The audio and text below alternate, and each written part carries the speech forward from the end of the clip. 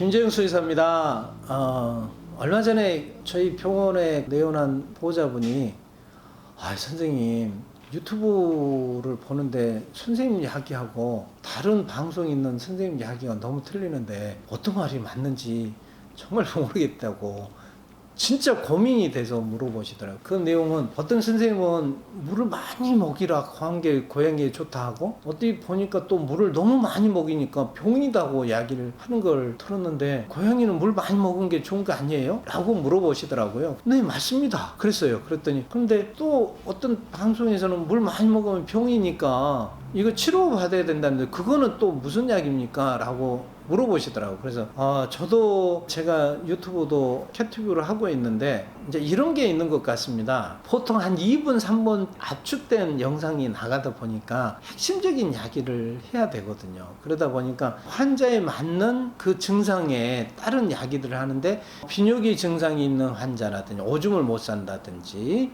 아니면 변비에 있는 증상을 하고 있는 애들, 탈수가 심한 애들 같은 경우는 보호자에게는 반드시 이 환자는 물을 많이 먹어야 됩니다. 그래서 키로당 한 50cc 정도를 먹어야 되는데 이게 안 됐을 때는 더 큰 질환이 문제가 될 수 있습니다. 라고 이야기를 합니다.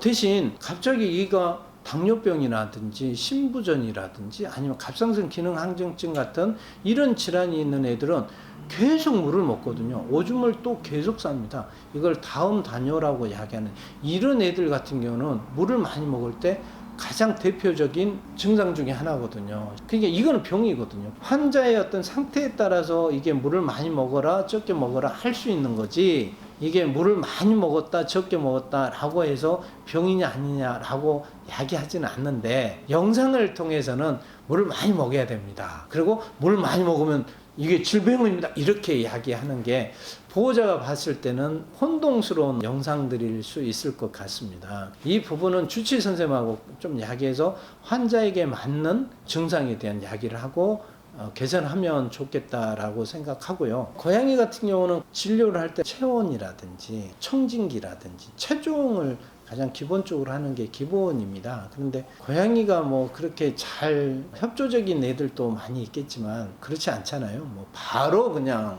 손이 날라온다든지 주먹 펀치 확 된다든지 했을 경우 흥분된 상태에서는 청진을 대면 굉장히 심장이 빨리 뛰는 상태고 호흡이 빠르기 때문에 오진을 할 수 있는 부분이 있고요.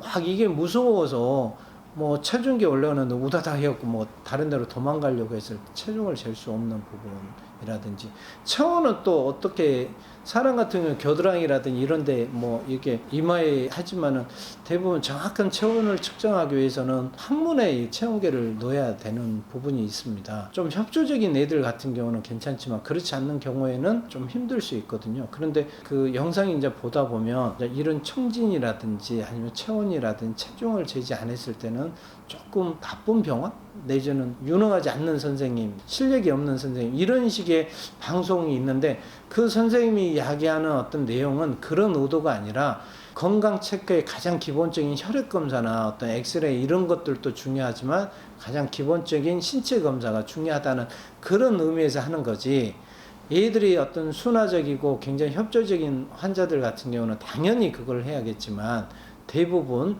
얘가 흥분을 하거나 굉장히 불안해 있는 상태에 있을 때는 그게 신체 검사를 안 한다 해서 뭐 실력이 없는 병원이거나 나쁜 병원은 아니다 라는 것들이 좀 보호자들이 그런 식으로 조금 넓게 보는 게 중요하지, 그거 하나 보고 기다 아니다 라고 이야기하는 것은 좀 아닌 것 같아서 오늘 영상은 유튜브를 통해서 방송을 통해서 혹시 오해할 수 있는 부분에 두 가지에 대한 이야기를 해봤습니다. 도움이 되는 영상이었으면 좋겠습니다. 오늘 시청해 주셔서 고맙습니다. 고맙습니다.